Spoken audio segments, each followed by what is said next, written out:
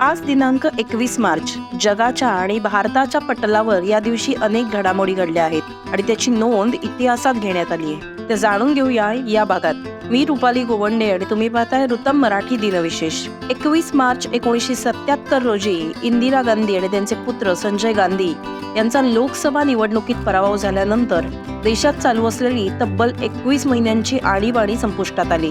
12 जून 1975 रोजी अलाहाबाद उच्च न्यायालयानं रायबरेली निवडणूक प्रचारात सरकारी यंत्रणेचा गैरवापर केल्याच्या आरोपावरून तत्कालीन पंतप्रधान इंदिरा गांधी यांची उमेदवारी नाकारली होती आणि त्यांना 6 वर्ष निवडणूक लढवण्यास मज्जाव केला होता. त्याचवेळी या आणीबाणीचा पाया घातला गेला असं म्हणावं लागेल आणि अखेर 25 जून 1975 रोजी देशात आणीबाणी जाहीर करण्यात आली. ही आणीबाणी जाहीर होण्याच्या काही तासच आधी दिल्लीतल्या रामलीला मैदानावर जयप्रकाश नारायण यांची जाहीर सभा झाली होती. त्यांनी इंदिराजींच्या सरकारमध्ये चालू असलेला भ्रष्टाचार, बेरोजगारी आणि महागाई विरोधात जोरदार भाषण केलं होतं. त्यामुळे आपलं हे पंतप्रधान पदाचं सिंहासन धोक्यात येऊ शकतं असं इंदिरा गांधींना वाटत होतं. मात्र इंदिराजी सहजपणे खुर्ची सोडण्यास तयार नव्हत्या. त्यानंतर 25 जूनच्या मध्यरात्री इंदिरा गांधींनी देशात आणीबाणी लागू करण्याचा निर्णय घेतला. मध्यरात्रीच त्यांनी तत्कालीन राष्ट्रपती फखरुद्दीन अली अहमद यांना आणीबाणीच्या निर्णयावर सही करायला लावली. त्यानंतर 26 जून 1975 रोजी सकाळी रेडिओवर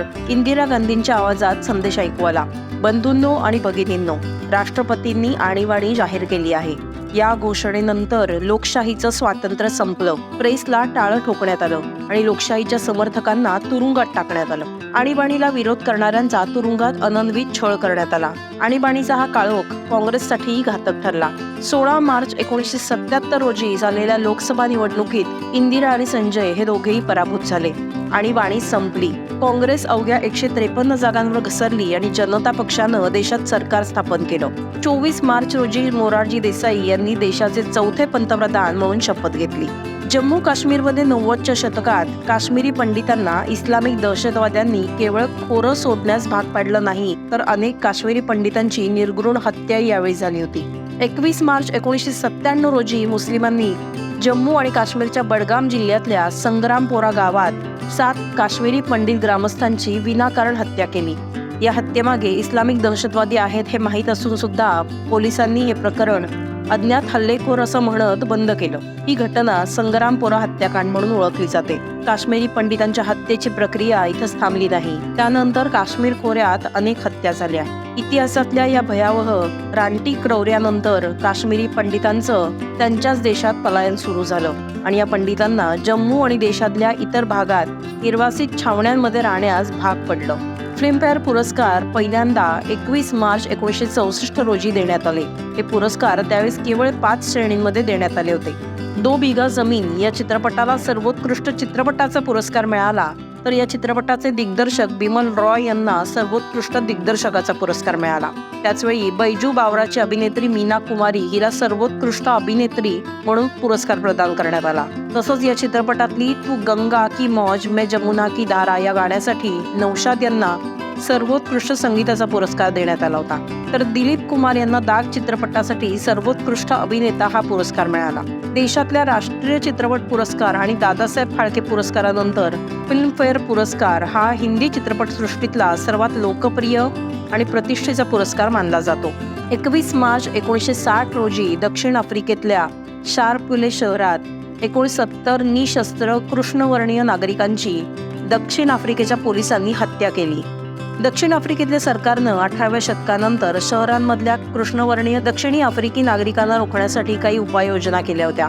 त्याचाच भाग म्हणून कृष्णवर्णीय लोकांच्या प्रवासावर आणि रोजगारावर निर्बंध लादण्यासाठी कायद्यात बदल करण्यात आले होते. शहरी भागात या नागरिकांच्या प्रवेशांवर निर्बंध आणले.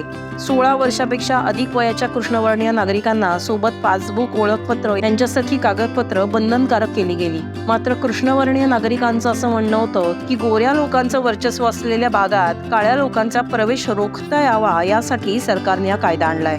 या कायद्याच्या विरोधात कृष्णवर्णीय नागरिकांमध्ये प्रचंड असंतोष तयार झाला. यातल्या आक्रमक आंदोलकांनी पोलीस स्टेशनवर मोर्चा काढत आमच्याकडे कोणतीही कागदपत्र नाहीत, आम्हाला अटक करा अशी मागणी केली. यावेळी घाबरलेल्या पोलिसांनी नागरिकांवर बेछूट गोळीबार केला.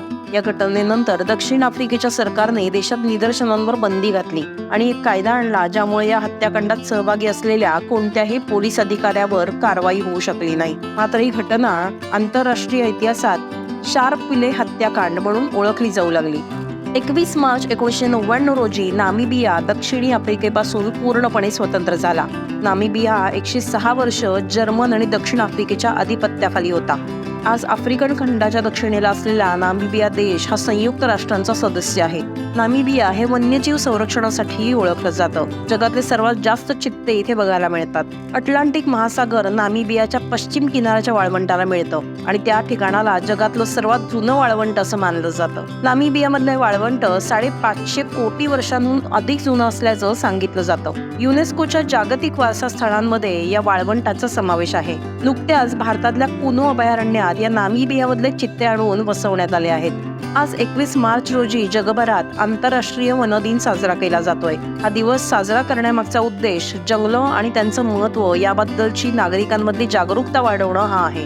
पहिला आंतरराष्ट्रीय वन दिवस 21 मार्च 2013 रोजी साजरा करण्यात आला होता. या वर्षीच्या आंतरराष्ट्रीय वन दिन 2024 ची थीम आहे वन आणि नवोपक्रम.